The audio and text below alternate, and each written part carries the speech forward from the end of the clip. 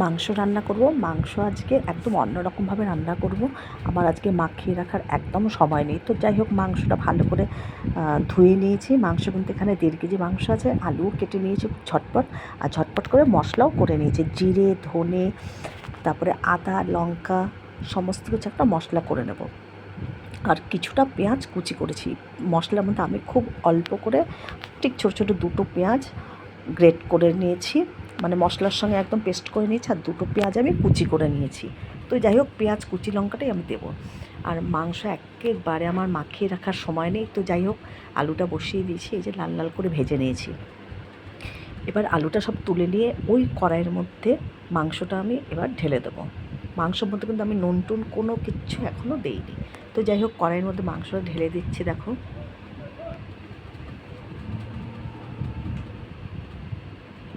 এই যে সব মাংসগুলো আমি আস্তে আস্তে দিয়ে দিচ্ছি। এবার মাংসটাকে একটু হালকা নাড়াচাড়া করে নেবো। একদম হাই ফ্লেমে রেখেছি, নাহলে মাংস থেকে কিন্তু জল ছাড়তে শুরু করবে। হাই ফ্লেমে রেখে দেখো একটু নেড়ে নিয়েছি। নেড়ে এবার আমি পেঁয়াজ কুচিটা দিয়ে দিয়েছি। দেখো একটু সাদাটে রং হয়ে গেছে। এখন আমি এর মধ্যে পরিমাণ মতন নুন দিয়ে দেবো। পরিমাণ মতন নুন দিয়ে দিয়েছি। দেখো, পেঁয়াজ কুচি দিয়েছিলাম, সেটাও দেখো অনেকটা মিশে গেছে। এবার পরিমাণ মতন হলুদও দিয়ে দেবো। এক এক করে সব এবার আমি দিয়ে দেবো। মাখিয়ে রাখার আমার হাতে একেবারে সময় রাখা ছিল না। তো এইভাবে মাংস করে খেয়ে দেখবে, দারুণ লাগে খেতে। তো যাই হোক, পরিমাণ মতন এখন আমি হলুদও দিয়ে দিলাম। আর গ্যাসটাকে কিন্তু একদম হাই ফ্লেমে রেখেছি, যেন জলটা বেশি না ছাড়ে। তো যাই হোক, এবার ভালো করে একটু নাড়াচাড়া করে নিচ্ছি।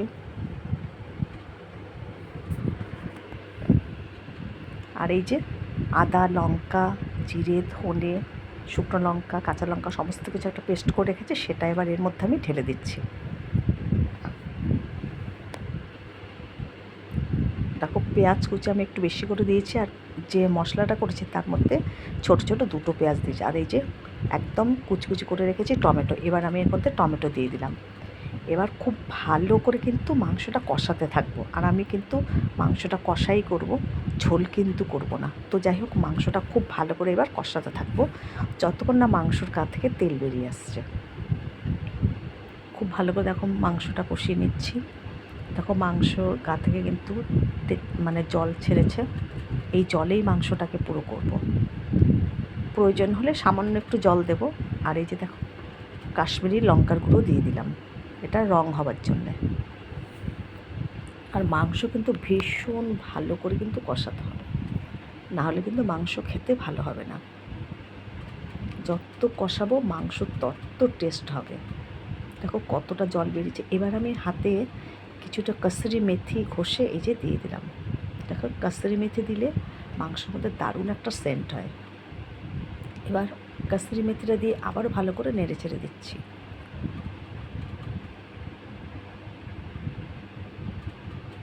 আর 2টো কাঁচা লঙ্কা ওপর দিয়ে আবারও দিয়ে দিলাম। মাংসটা একটু ঝালঝাল করব, খেতে অসাধারণ লাগে।